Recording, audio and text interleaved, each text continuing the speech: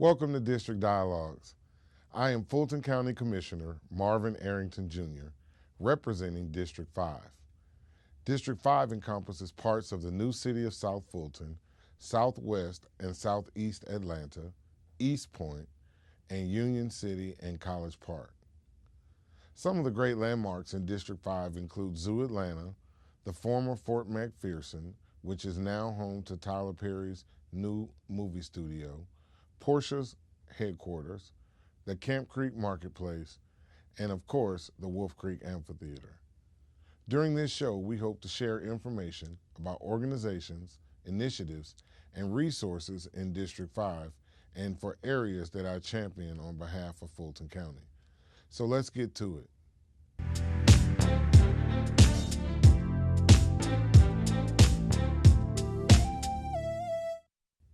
I am a proud member of the Justice and Public Safety Committee for the National Association of Counties, also known as NACO. In our Justice and Public Safety segment, we like to share information from our partners that provide resources and information about justice and public safety. Please meet Keith Lamar Jr., Director of Community Prosecution and Deputy District Attorney for Fulton County's District Attorney's Office. Welcome to the show. Hello, how you doing? Doing well. Always good to see you, Mr. Always Lamar. good, always good. So, tell our listeners, what is community prosecution? Well, community prosecution is a chance for us to actually get out in the community. Most people know prosecutors as just sitting in the courtroom, law and order type life, right? But we actually get a chance to go out, meet community members. We go to MPUs, community association meetings, and we also throw different events and prosecute repeat offenders.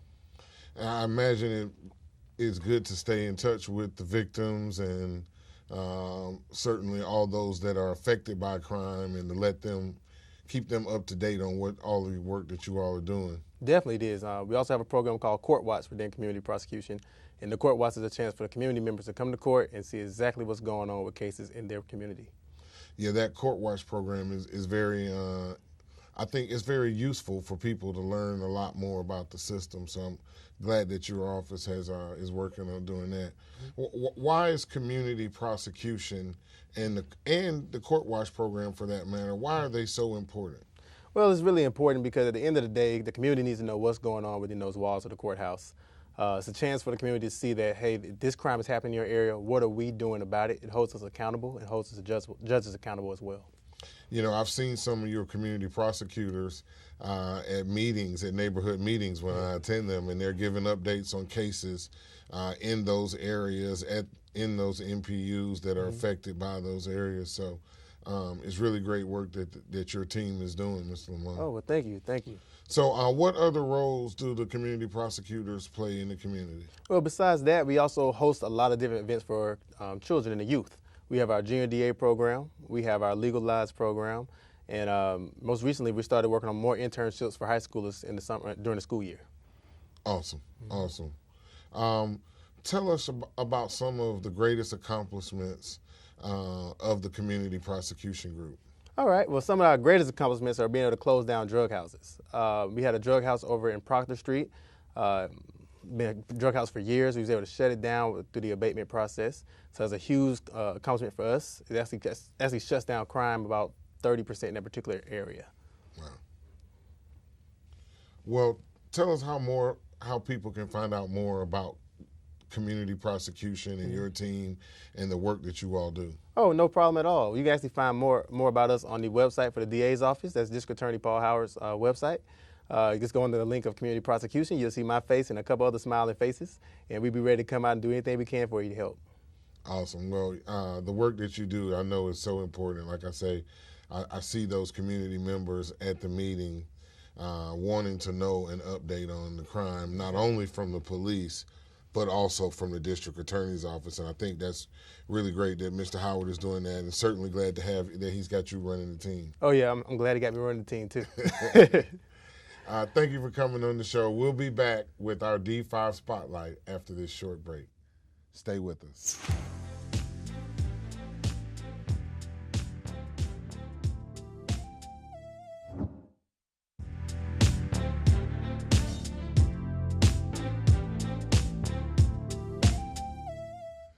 In our D5 Spotlight, we give recognition to organizations and individuals who are striving to empower our community and our county. Our next guest is Carla Morrison, founder and executive director of Sisters of Today and Tomorrow. Welcome to the show, Carla. Thank you. Thanks for having me. So tell us, what is Sisters of Today and Tomorrow, and what is its mission? Okay, so Sisters of Today and Tomorrow is a gender-specific organization, nonprofit organization for girls and the women who raise them. We help to develop their confidence, character, and leadership ability through different workshops and programs that deal with self-esteem building, health and wellness, education, and entrepreneurship and careers. Awesome, I love it. The character and leadership ability and confidence. Right. I love it. Thank you. How can the community at large get involved or help with this mission? Well, there's a number of ways, but specifically we need their time, talent, and treasure. The 3 T's. The 3 T's, plain and simple. We need your time. We need you to pour back into our young ladies. We need your talent, especially people who know how to write grants and fundraise, because that's a big part of it. And we need your treasure. We actually need people to make donations. Awesome. And what is the goal for the girls that come through the program? What is the outcome that you're expecting or hoping to receive? We want them to become goal-oriented, professional young ladies. And so it's so many other things, kind and thoughtful, self-assured, and all of those things. That's the goal. And we do that by taking them through different processes. One of the things that we do, I was thinking about it earlier, we always sit down after each session that we have and write thank you letters, sometimes individual thank you letters, sometimes as a group. But it's to show that you're thankful and you're grateful for the things. Sometimes they even write the thank you letters to their moms, because we just expect mom to do stuff, but we don't realize that it's a blessing to actually even have a mother, because a lot of people don't have their mother anymore.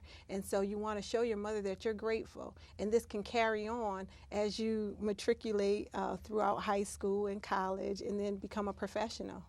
So what percentage of the girls go on to seek higher education? 90% of our girls go on to seek higher education, and we're really excited about that. A percentage of that 90%, maybe about 10% or so, or 5%, actually go into the armed forces. But one of our girls in particular, she's been with us since she was 11 years old. And at 11, she went on a college tour with us. During the college tour at Benedict College, she got up and spoke about Sisters of Today and Tomorrow and presented in front of all these college kids. You would think she would be intimidated, but she wasn't. Well, now 9 years later, well, actually 10 years later, she has since graduated high school. She's in college over at Alabama A&M, and she's doing well. She's looking to do an internship this summer, coming out of her sophomore year, going into her junior year. So we're really excited. Well, that is certainly a great success story. Yeah. That she was there since that time. Yeah. How can people support the organization? Well, they can support us in a number of ways. We need your time, we need your talent, but we definitely need your treasures. Fundraising has been a big issue for us, but because of people like you who support us in spite of, we are able to have programs and do things for our young ladies. But we really need people to actually make contributions. Is there a website that they can visit to make the contribution? Yes. Yes, it's SOT, the number 2, girls, GIRLS.org. Awesome. And tell us about your apprenticeship program and what are the benefits of the apprenticeship program? So, well, with the apprenticeship program, we actually expose girls. Whatever a girl tells us that they like to do, we expose them to a woman who is doing that type of work.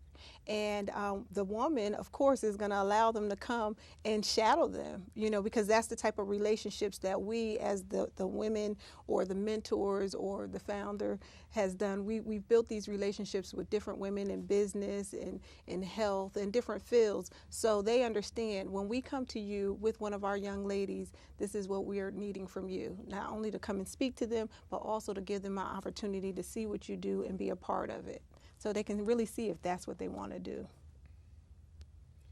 All right, awesome. Yeah. So we want to thank you for coming out today. It's certainly been a pleasure. Always great to see It's you. always great to see you too, Commissioner. Enjoyed seeing you at Family Fun Day. Yes, I enjoyed myself so much. Thank you for inviting me. I'm looking forward to coming back next year too, fifth anniversary, right? Yes. We look forward to having you. All righty. Thanks for joining us today. It's certainly always good to catch up with you. But up next is our arts and culture segment. Stay tuned.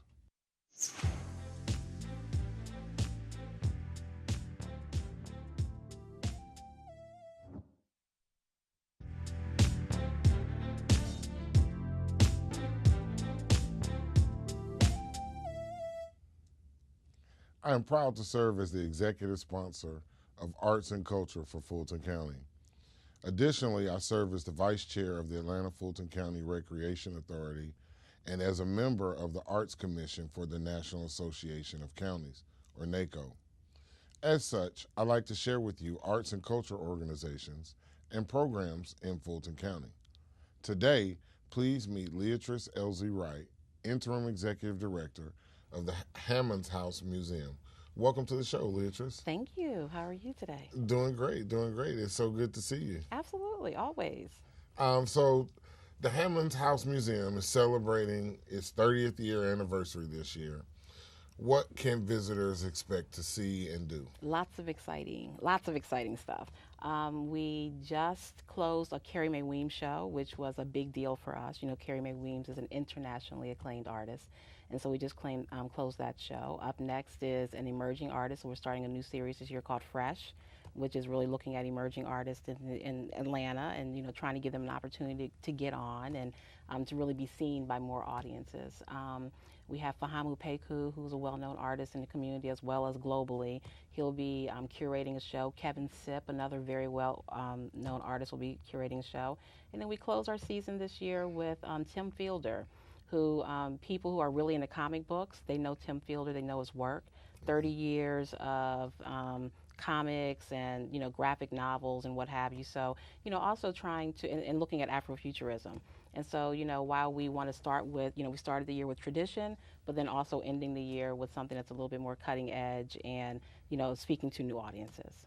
Awesome. Afrofuturism. Afrofuturism. I love it. There are black people in the future, believe it or not. So tell us more, if you will, about the history and the mission of the Hammonds House Museum. Well, like you said, Hammonds House is celebrating our 30th anniversary this year. We started in 1988.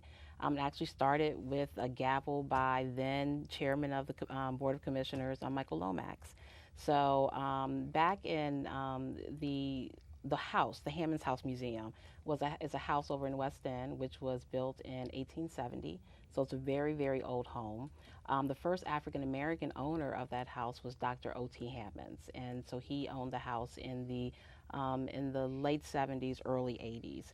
And he purchased the house, and he really wanted to bring the house back to its original glory. The original glory. The house had been unoccupied when he got it, so it was just kind of a wreck. And so he really put his heart and soul into restoring that home. So the other thing about Dr. Hammonds, though, was that not only was he a doctor, a well-known doctor here, but he's also a huge art patron, and he collected art. He has an art collection that had 250 pieces in it.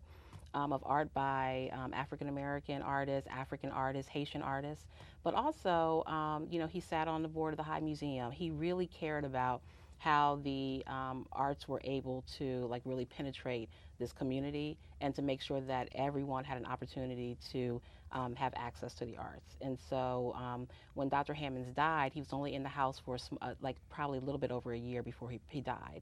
And when he passed, Mr. Lomax did not want the art collection to be, broken up, and they didn't want the house to, he was such a prominent figure, and they didn't want the house just to go into disarray. And so they purchased the house from the family as well as his art collection. And then Ed Spriggs decided that Atlanta needed a African American art museum, and then the Hammonds House Museum was born. So that is the history of the museum. Wow, thank you. It was a great history. Mm-hmm.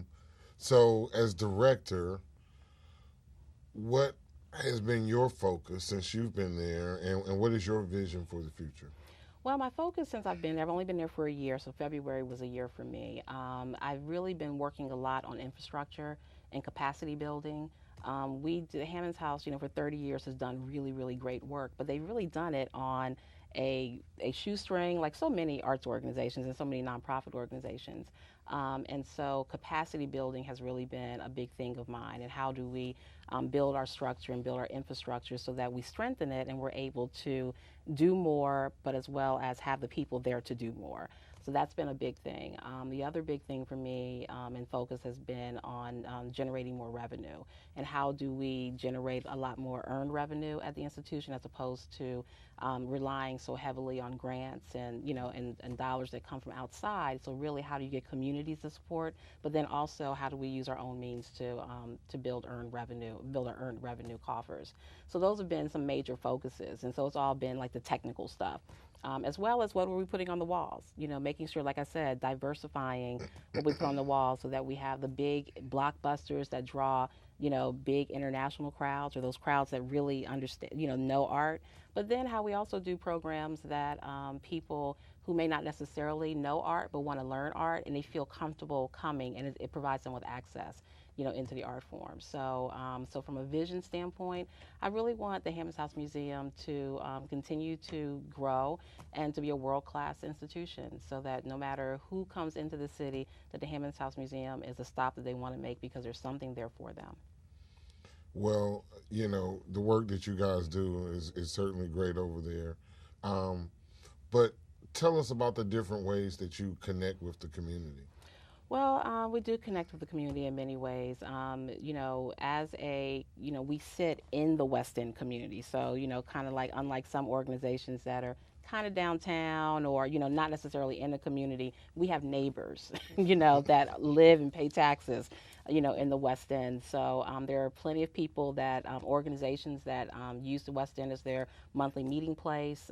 We are a gathering place for the community. We also, we are a date spot for college students from the AU Center. They bring their dates over and they look at art and they hang out and drink tea and, all that kind of stuff. We are very proud of the educational programming that we are doing now, where we are using that permanent collection that we have and creating and working with curriculum specialists in the public school system who are creating curriculum around that. And so we're really focusing on the schools in the neighborhood and providing an additional teaching tool for teachers. And so that curriculum that's being built around art is really also being built with the thought of what mathematics standards, the English standards, the science standards of the school system, and all that's being built into the curriculum as well. So we're very, very excited about that because we really want to develop this next generation of arts lovers, but also really help teachers and help the school system and these schools in our community, help them teach children. Awesome. So tell us, what do you think are the biggest challenges facing African American cultural institutions? I think that the biggest challenges facing these cultural institutions is definitely funding. As funding across the board for arts organizations have, I don't want to say dried up, but have definitely gotten leaner over the years, and really since 2008, since the big crash, that funding for arts organizations, period, has gotten leaner. But if it's gotten leaner for arts organizations across the board, it's gotten very, very lean for arts organizations of color. And whether we're African American organizations or whether we are organizations that are Latino or what have you, that these arts organizations are really, really having a challenge raising dollars. So how can our audience find out more about Hammond's House Museum. Where can they go to find out more information? They can go to our website, hammondshousemuseum.org, and they can give us a call, 404-612-0490. Awesome. Thank you so much for Thank all of you. the great work that you do. You know, we go back you. for probably 20 years now. It has been 20 years. I was thinking about that when I was getting dressed. I was like, wow, it has been 20 years doing this art thing. Yes, but you have always been committed to the arts, and so thank you for your service to the arts community. Thank you. And thank you for your service as well as a commissioner. So we really do appreciate the work that you do. Thank you. When we come back, our motivational moment segment. Stay tuned.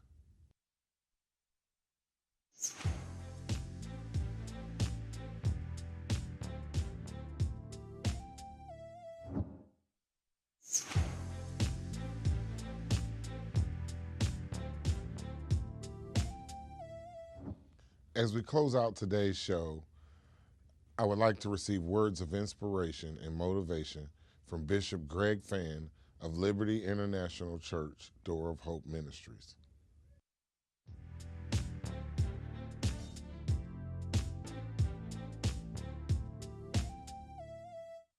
I want to talk about love. Love is about caring.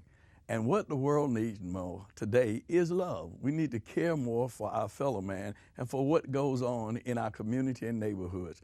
Now, I want to leave this thought with you. Think about the last time that you looked out for someone that lived next door to you or down the street. If you did, you showed love. If you didn't, you did not show love. Do, in the future, show love. Thank you, Bishop Phan. As we wrap up today's show, we'd like to invite you to stay connected with my office. You can reach us by phone, email, website, or through social media on Facebook, Twitter, and Instagram. Thanks for watching District Dialogues. I'll see you next time.